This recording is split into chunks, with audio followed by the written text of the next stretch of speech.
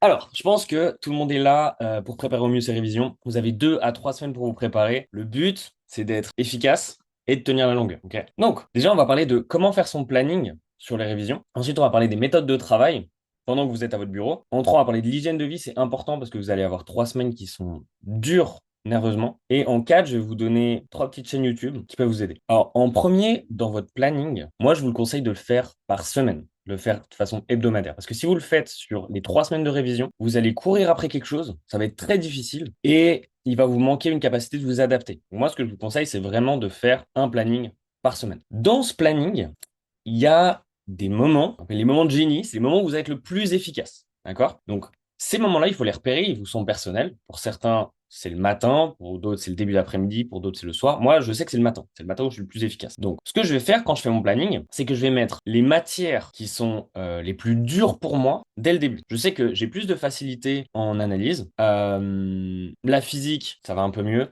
Mais l'algèbre, c'est plus difficile. Donc, c'est pour ça que je l'ai mis en premier dans ma journée. Parce que je sais que c'est là où je vais être le plus concentré. Deuxième chose que j'aime bien mettre dans mon planning, c'est une régularité. Vous voyez que je sais que tous les matins, de 8 à 10, c'est algèbre. Tous les de 10 à 12, c'est physique. Et comment est-ce que j'ai organisé la répartition? C'est en fonction des crédits. C'est-à-dire que vous faites un calcul simple, vous regardez tous les crédits de vos cours, vous faites un prorata par rapport à l'importance de votre cours et vous mettez le nombre d'heures correspondant. Ça, c'est à moduler avec la facilité que vous avez avec les différentes matières et comment vous allez travailler pendant le semestre. En sachant que passer ces examens, c'est jouer aux échecs, il y a une stratégie à avoir. C'est-à-dire que si votre objectif, c'est de passer votre semestre, il faut que vous allouiez plus de temps au cours qu'ont le plus de crédits. Logique. Ensuite, il y a une chose, c'est que vous voulez pas avoir de surcharge. Vous voulez être efficace quand vous bossez. Pour ça, moi, je vous conseille d'alterner les matières. Ok. Quand je dis alterner les matières, il faut travailler au moins, à mon avis, 2 heures sur une matière. Pas faire un exercice d'une matière, après passer à l'autre, après passer à l'autre. Non, ça marche pas parce que vous allez avoir trop de charge cognitive à juste vous sortir de ce que vous êtes en train de faire pour vous plonger dans autre chose. Mais si vous faites pendant 6 heures d'affilée de la physique, à un moment donné, vous allez fatiguer. C'est sûr. C'est pour ça que moi, je vous conseille de faire par groupe de 2 heures par matière. Ensuite, dans votre planning, il faut que vous prévoyez que vous allez être fatigué. Donc ça veut dire prévoir des moments de détente, vos moments de repas, faut qu'ils soient prévus. Vos moments de pause, faut en prévoir. Et vraiment important, le sport. Regardez les études sur le sujet, vraiment au niveau de la gestion du stress, au niveau de la mémorisation, au niveau de la capacité à garder le focus. Le sport, c'est très conseillé. Dernière chose à mettre dans votre planning, c'est qu'est-ce que vous allez travailler. Je vous montre un truc. Vous arrivez le lundi matin et sur notre planning, vous avez mis que algèbre. C'est-à-dire que vous allez arriver à votre bureau et là, vous allez avoir une dépense intellectuelle qui veut dire, ah ouais, mais qu'est-ce que je vais travailler? Comment je vais travailler? Il y a différentes manières d'étudier. Moi, pour moi, il y en a trois. Il y a faire ses séries, il y a travailler la théorie, et en troisième, c'est se tester. Généralement, la troisième partie, les étudiants le font pas suffisamment. Alors que c'est la partie la plus importante. Pour les séries, vous en avez énormément. Vous allez avoir une quantité de travail qui est astronomique. Moi, mes conseils, c'est déjà la première série, mettez-la de côté. La dernière série, mettez-la de côté. C'est pas dit que ça tombe pas à l'examen, mais la probabilité est beaucoup plus faible que ces exercices tombent à l'examen. Donc il vous reste, sur les 14 semaines, il vous reste 12 séries. Dans ces séries, si vous avez bien bossé pendant le semestre, vous en avez déjà fait une bonne partie. Ne refaites pas les exercices que vous savez faire. Ça vous fait vous sentir bien, ça vous donne la confiance en vous, et c'est important, mais c'est une perte de temps de refaire des exercices que vous savez faire, que vous savez faire. Donc, dans la première partie, donc la partie série, moi, ce que je conseille, c'est que vous fassiez un tableau avec toutes les séries, que vous preniez les exercices avec lesquels vous avez du mal et vous faites cette liste-là. Tous les exercices, vous êtes là, ok, ça je maîtrise, vous mettez de côté. Dépendant d'à quel point vous êtes avancé dans votre série, vous n'aurez pas le temps de tout faire, vous n'aurez pas le temps de vraiment prendre le temps de faire chaque exercice tout seul. Moi, mon conseil, c'est prenez la première semaine pour essayer de finir vos séries et utilisez les corrigés. Si vous voyez que vous bloquez pendant 20 minutes à pas savoir comment commencer, prenez le corrigé. Le but, c'est que vous passiez le plus vite possible à faire des examens blancs parce que c'est ça qui va réellement vous entraîner à l'examen. Donc moi, ce que je fais généralement, c'est je prends ma série, j'essaye de le faire. Si je vois que vraiment je survole, je suis là, ok, je liste les étapes que j'allais faire. Je dis, ok, d'abord, je calcule ça, ensuite ça, ensuite ça, ensuite ça. Jette un coup d'œil au corrigé. Si c'est ça, hop, je passe à la suite. Si je vois qu'il y a un exercice où je bloque complètement, je regarde le corrigé, je regarde les premières formules, les formules importantes. Ces formules-là, je les surligne. Ensuite, je fais mon développement. Une fois que j'ai fini mon exercice, je prends le dossier dans lequel je suis en train de noter quelle série je suis en train de faire et je note les formules importantes. Les séries, c'est pas l'examen. Les exercices les plus durs des séries vont correspondre au niveau de l'examen. Donc, si vous vous attendez à avoir un examen du niveau des premiers exercices des séries, le choc, il va être un peu brutal au moment de l'examen. Donc, je répète, il y a 3 manières de bosser. La première, c'est les séries. Les séries, essayez de les faire relativement rapidement en utilisant le corrigé. Quand vous utilisez le corrigé, ne recopiez pas le corrigé. C'est pas ce que je vous dis. Ce que je vous dis, c'est de repérer les formules qui sont vraiment importantes pour que derrière, vous puissiez le reprendre et le refaire. La deuxième manière de travailler, c'est les flashcards. Moi, ce que j'aime beaucoup, c'est travailler la théorie avec des flashcards. Les flashcards, comment je les fais? Une fois que j'ai fini mes séries, j'ai noté les formules importantes. J'ai noté les questions qui reviennent souvent, que je n'arrive pas à résoudre, que à chaque fois, je suis obligé de regarder le corriger pour les résoudre. Sur mes flashcards, je note les protocoles. Votre flashcard que vous faites, en tout cas, moi, ce que je vous conseille de faire, c'est au début, vous faites que le recto. Dites, OK, comment est-ce que je calcule un développement limité pour ce type de fonction? Prenez pas le temps d'écrire derrière. Au début, vous les faites juste comme ça. Vous allez avoir des moments test. Donc, moi, ce que j'aime bien faire, c'est à la fin de ma session de travail, prendre 15 minutes de flashcard. Vous essayez d'y répondre. Si vous voyez que vous y répondez directement, vous mettez cette flashcard de côté. Okay. Si vous voyez que vous n'y arrivez pas, vous la mettez dans un autre paquet. Et dans un deuxième temps, au verso, vous allez mettre la réponse. Okay. Donc, je répète, vous faites votre série. Vous regardez votre cours. De là, vous faites le recto des flashcards sur les choses qui bloquent. Faites pas les flashcards sur tout. Il faut être efficace dans votre temps. Vous faites vos flashcards sur les choses qui bloquent. Vous n'arrivez pas à vous souvenir. Une fois que vous avez vos flashcards, vous les prenez. Vous regardez l'électro. Ah, ça, je sais faire. Hop, à gauche. Ça, je sais faire. Hop, à gauche. Ça, je ne sais pas faire. Ou j'ai un doute. La mettez à droite. Le paquet de droite, le paquet des flashcards que vous ne savez pas faire, vous les reprenez. Vous refaites le même exercice. Si la chose, elle est venue en tête, bim, paquet de gauche, pas besoin de le mettre. Si par contre, vous voyez que c'est la deuxième fois que vous bloquez sur cette question, c'est-à-dire que vous n'avez pas enregistré l'information. Donc, prenez le temps de faire le verso. Là, vous aurez votre réponse. Comme ça, petit à petit, vous pouvez éliminer des flashcards. Et plus le temps passe, plus vos flashcards, elles sont précises sur ce que vous n'avez pas compris. Et vous avez les réponses au dos. Maintenant, chose dangereuse avec les flashcards. Le flashcard, très bon exercice. Mémorisation, les études, vraiment, elles sont au top sur les flashcards. Par contre, il faut les utiliser d'une certaine façon. Le problème de la flashcard, c'est que vous allez tourner la question d'une façon à ce que vous allez mémoriser la question d'elle-même. Donc, juste de comment vous écrivez la couleur que vous utilisez, votre cerveau, il va se souvenir, ah, cette flashcard, c'est cette réponse-là. Donc, il faut faire attention à pas automatiser la réponse vis-à-vis du stimuli pur visuel. Il faut refaire vos flashcards au bout d'un moment en changeant les questions. Essayez aussi, dans vos questions sur les flashcards, d'être au maximum général. Parce que la question que vous allez avoir en examen ne sera pas exactement la question que vous avez sur la flashcard. Essayez d'être général. Est-ce que jusque-là, vous avez une question ou une remarque? Vous pouvez mettre dans le chat, non? Ok. Ça marche, du coup, on continue. La troisième manière de travailler, moi, c'est celle que je mets généralement en fin de journée. Et c'est retour et partage. Ça amène la notion de est-ce que vous allez travailler en groupe ou seul. Ce que les études montrent, c'est que les étudiants qui travaillent généralement seuls ont de meilleurs résultats que les étudiants qui travaillent toujours en groupe. Par contre, les étudiants qui ont les meilleurs résultats, c'est les étudiants qui vont passer du temps à partager leurs connaissances. C'est pour ça que moi, je vous invite à former des groupes avec les gens que vous connaissez, parce que déjà, ça va être un moment qui est dur émotionnellement, stressant. Être soutenu, une aide incroyable. Avoir des gens avec vous pendant les pauses, hyper important, parce que ça vous permet, encore une fois, de décompresser, de vous aider à tenir le rythme, et aussi d'échanger. Mais quand vous travaillez, soyez focus, bossez seul. Derrière, si en fin de journée, vous prenez 2 heures avec un groupe pour débriefer de ce que vous avez travaillé, pour poser des questions, là, ça va être un plus incroyable. Parce que déjà, ça va vous permettre de synthétiser ce que vous avez appris. Ça vous permet d'expliquer avec vos mots ce que vous avez compris à quelqu'un d'autre. Donc déjà, vous aidez quelqu'un, déjà bonus. En plus, l'expliquer, ça vous permet d'ancrer vraiment la compréhension du concept. Et la dernière chose, c'est que ça vous permet de vous tester entre vous. Un exercice qui est excellent, c'est d'essayer de créer un examen. Vous travaillez pendant un certain temps et vous essayez de vous poser, de vous dire, OK, je vais créer un examen. Quelles sont les questions qui, je pense, vont tomber à l'examen? Et vous essayez de le résoudre. Ça vous permet de faire une carte de ce que vous avez compris du cours. Ça vous permet de faire un état des lieux de ce que vous pensez qui va arriver à l'examen. Est-ce que vous êtes capable d'y répondre? Et si vous mettez en comparaison l'examen que vous avez créé avec des anciens examens, vous allez voir qu'il y a un overlap, donc il y a des choses qui se retrouvent et il y a des choses qui ne sont pas présentes. Et ça, c'est super important parce que du coup, les choses qui ne sont pas présentes, vous pouvez arrêter de les bosser. Les choses qui sont présentes dans les examens mais que vous n'avez pas pensé, là, faut bourriner là-dessus. Donc, je résume, 3 façons de bosser qui, je pense, est bien si c'est déjà inclus dans votre planning. C'est faire vos séries, faire des séances flashcards et ensuite avoir des moments de test. Les moments de test, ça peut être soit avec un partage avec vos collègues, des questions que vous vous posez entre vous, ou quand vous arrivez vers le milieu des révisions, prendre un examen blanc, prendre un ancien examen et le faire en condition d'examen. Ça, c'est vraiment ultra important. Le fait de passer un examen est pas 100% corrélé avec votre compréhension de la matière. Déjà, il y a la première chose, c'est de comprendre qu'est-ce que le prof met dans ses examens. ce qui vous permet de cibler vos révisions. Et la deuxième chose, c'est votre capacité à gérer votre stress et à rester concentré pendant l'examen. Pour ça, je vais revenir juste après sur les méthodes de travail, mais pour ça, il y a des choses à faire en amont et pendant. Déjà, comme j'ai dit tout à l'heure, l'exercice physique, ça c'est incroyablement montré.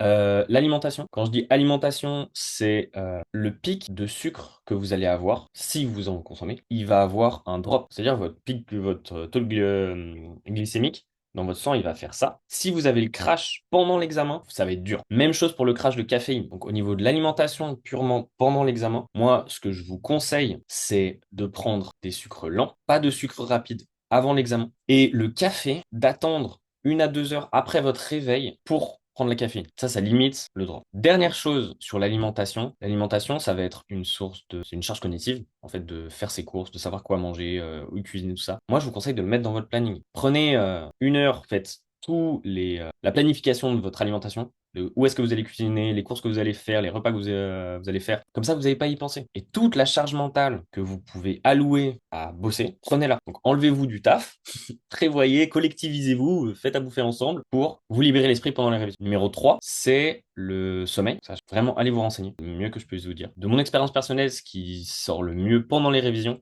c'est la régularité. C'est aller vous coucher tous les jours à la même. Levez-vous tous les jours à la même. Et le matin, quand vous vous levez, exposez-vous à la lumière du soleil. Ça va régler votre cycle circadien. Donc, régularité et exposition à la lumière dès le matin. En numéro 4, c'est le social. Donc, on en a déjà parlé. Mais vraiment, restez pas seul parce que c'est très dur au niveau des nerfs. 3 semaines de révision intensive plus les examens. Et en plus, vous pouvez vous entraider. Donc, faites-le. C'est important que vous travaillez seul à des moments. C'est ce qui est le plus efficace. Mais ne vous coupez pas tout le monde. De ce point de vue-là, je ne sais pas si vous voyez sur l'écran ici, mais il y a deux choses. Il y a la semaine du lundi au vendredi qui est tout ordonnée. Le samedi, que moi j'appelle mise à niveau, ça vous permet de rattraper tout le retard que vous avez pu prendre pendant la semaine. Les choses où vous dites, ah, j'aurais plus aimé bosser là-dessus, mais j'ai pas eu le temps. Donc le samedi, c'est une journée qui est déjà plus tranquille, qui est plus basée sur du test, et ça vous permet de gérer un petit peu la quantité de travail en fonction de vos difficultés. Dernière chose, le dimanche, moi, conseille de faire une pause. Votre cerveau, pour assimiler l'information, il a besoin de temps, il a besoin de repos. Et ça, vous pouvez regarder les études sur les sportifs de haut niveau. Si vous laissez pas un temps de repos, votre corps, votre cerveau n'a pas le temps de s'adapter. Moi, ce que je vous conseille, c'est 1 fois par semaine, vous prenez un jour de congé. Si ce jour de congé, vous le passez à stresser et à vous sentir coupable de ne pas travailler, faites un truc, c'est vous prenez vos flashcards, vous allez balader, vous allez faire une rando,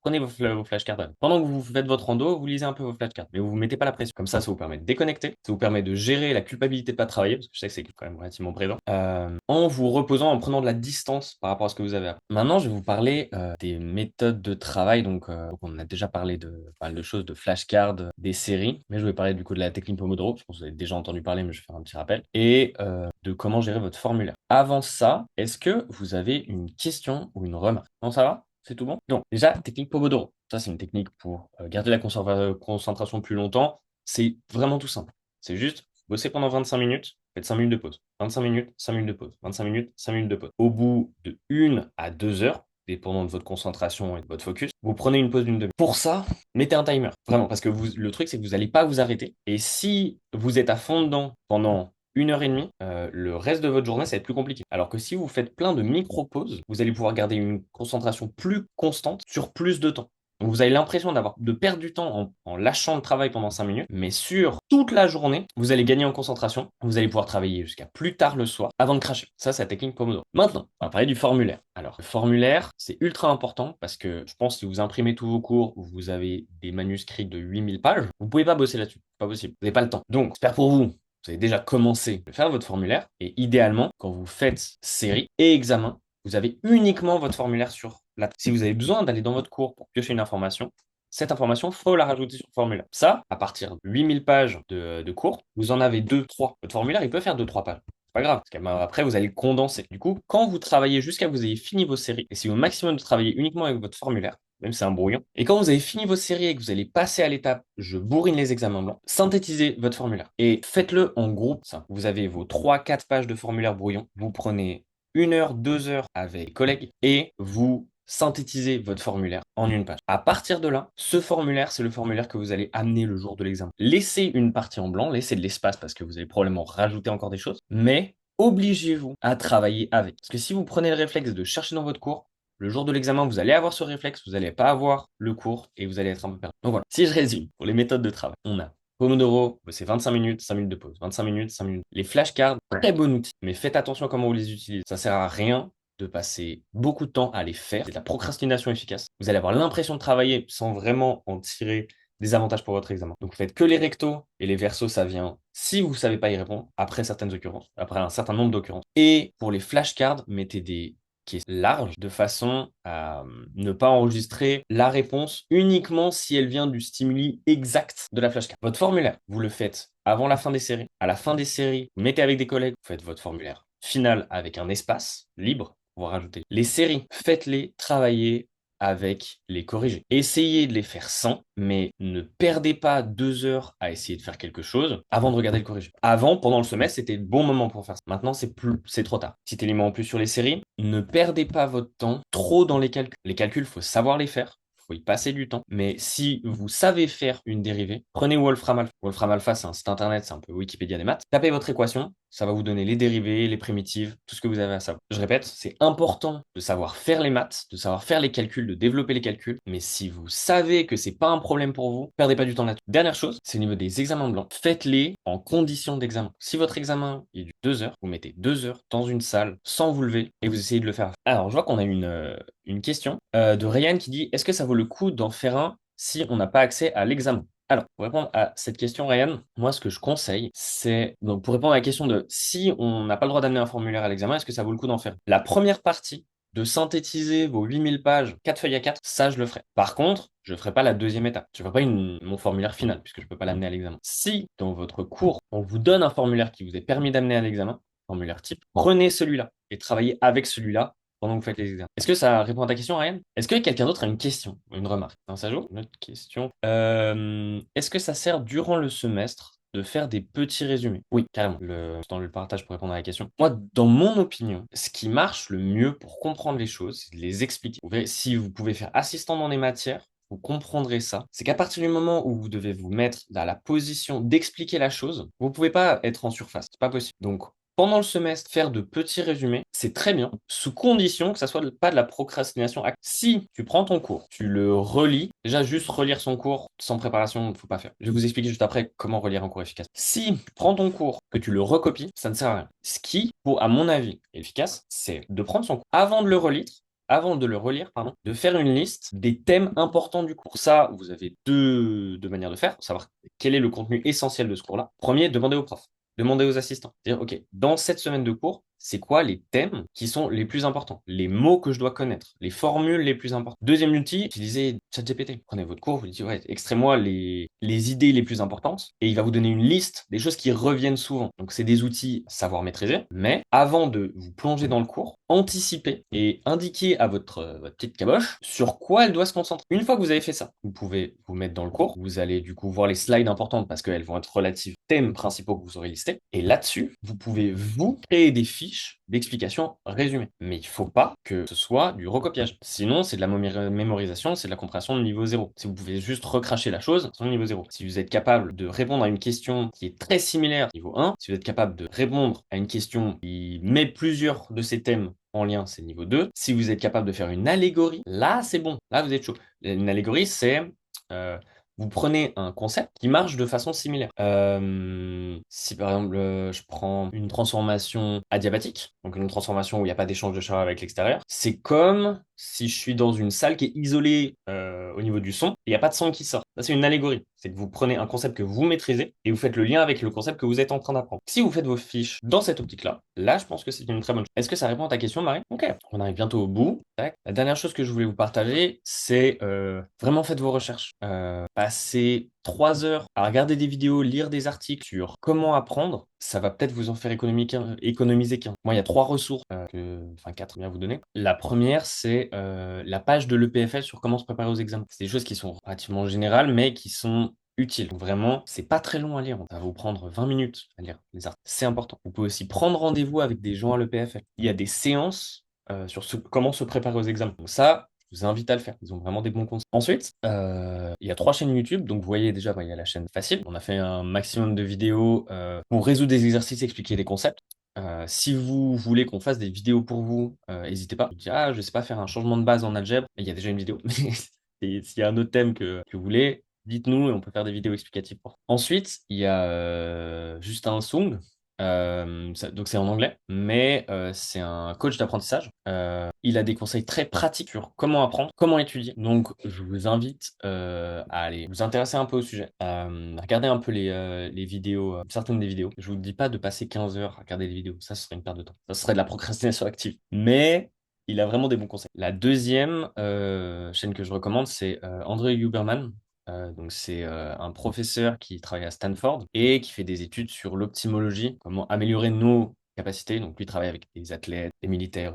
Et s'il y a une vidéo que je vous recommande, c'est NSDR, Non-Sleep Deep Rest. Ça dure 10 minutes et c'est un genre de méditation guidée qui vous faire une sieste. Enfin, c'est une sieste active, entre guillemets. Et en termes de recharger les batteries, ultra efficace. NSDR, Non-Sleep Deep Rest. André Huberman, c'est un truc, je vous le conseille. Et il a aussi plein d'autres vidéos, podcasts sur l'alimentation, le sport, apprendre à se focaliser. D'ailleurs, il y a un exercice que je vous invite à faire. C'est prenez un point et vous le fixez pendant 3 minutes. Rien d'autre. Et essayez juste de noter à quel point votre esprit part à droite, à quel point vous allez avoir envie de regarder ailleurs, à quel point vous allez avoir envie de bouger, à quel point vous allez avoir envie de penser à autre chose. C'est un exercice qui est intéressant. Je vous invite à le faire. Juste fixer un point pendant 3 minutes. Du coup, voilà, ça c'est un peu tous les conseils que je voulais vous donner pour vos révisions. Je pense que si vous deviez tirer 3 trucs de cette présentation, c'est les plus importants pour moi. C'est déjà, soyez indulgent avec vous-même et discipliné. C'est très dur, le PFL. Il y a des taux d'échec qui sont très élevés pour une sélection de base qui est de haut niveau. Donc, donnez votre maximum, mais vous avez des limites, et c'est bien de les connaître. La deuxième chose, c'est organisez-vous en avance pour être efficace au maximum. Donc, faites votre planning de cours, prévoyez de faire du sport, prévoyez l'alimentation que vous aurez, prévoyez les gens avec qui vous allez travailler, de sorte à ce que quand vous commencez vos révisions, vous n'avez pas cette charge mentale. Ça, c'est déjà prévu. Et la troisième et la plus importante pour moi, en termes de réussite de l'examen, c'est de vous tester. Mettez-vous en condition d'examen et faites-le sérieusement. Ça va être dur, ça va être éprouvant, mais c'est ce que vous allez ressentir à l'examen. Donc voilà, c'était un peu tous les conseils que j'avais pour vous. Est-ce que...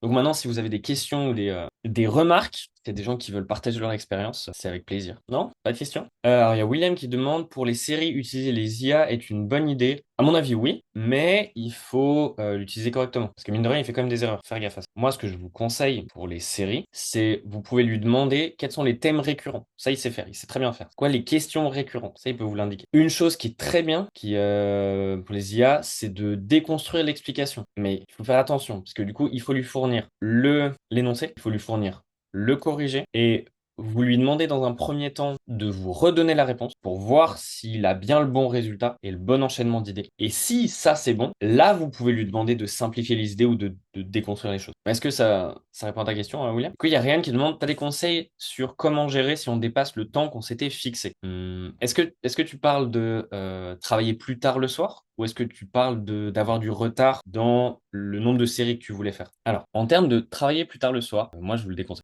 Moi, ce que je vous conseille, c'est de faire à la semaine et tenir. Parce que sinon, ça va faire comme ça. Ça va faire un soir, vous allez être trop motivé, vous allez taffer jusqu'à minuit, 1 heure du mat. Le lendemain, à 16 heures, vous allez être claqué, vous allez plus travailler. Et ça a un impact sur votre sommeil. Parce qu'il vous faut un tampon entre le moment où vous arrêtez de bosser et le moment où vous allez dormir. Donc moi, ce que je vous conseille, c'est de plus avoir des horaires réguliers, mais d'adapter la charge cognitive quand vous travaillez. Si, c'est ok, vous allez avoir des soirs où vous allez être plus fatigué ou moins concentré, c'est ok. Mais moi, je vous conseille d'être discipliné sur les horaires de travail et de se dire, ok, ce soir, là, j'ai ma tête comme ça. Donc, ce que je vais faire, c'est que je vais prendre déjà un thème que mieux, pas faire de gros tests, mais peut-être plus travailler sur mon formulaire, plus travailler sur refaire un peu mes fiches, mes flashcards. Donc, première réponse de si vous voyez que vous voulez travailler plus tard, moi, je vous conseille de tenir jusqu'à l'heure que vous vous êtes fixé, mais de pas la dépasser pour dans l'optique d'être régulier. Et la raison principale, c'est le sommeil. Le sommeil et le stress. Maintenant, la deuxième chose, donc la deuxième question qui est si j'ai du retard sur les séries que j'avais prévues. Alors déjà, c'est plus que probable que vous ayez du retard. Donc prévoyez-le. Soyez pas surpris par la chose. Il y a deux options. Option numéro 1. Vous n'avez pas du tout vu le chapitre pendant le sommeil. Le chapitre, il n'est pas trop conséquent dans le cours. Vous le sautez. Apprendre un truc à moitié, À l'examen, ça vous rapporte 0 points. Si vous connaissez vaguement des trucs sur le sujet, à l'examen, vous aurez 0 points. Mieux vaut connaître les trois quarts de votre cours béton plus que d'avoir tout le cours connu à 70%. Donc si vous voyez que vous prenez du retard sur votre série, identifiez les chapitres vraiment pas vus encore, ça doit être mis de côté. Dans le cas où vous avez déjà vu un peu le chapitre, mais vous voyez que vous avez plus de travail, profitez du samedi. La journée qui est libre, entre guillemets, qui est libre dans le sens où vous n'avez pas prévu ce que vous allez travailler, mettez-le ce samedi. Troisième chose, vous pouvez vous collectiviser aussi. Vous pouvez utiliser l'intelligence collective.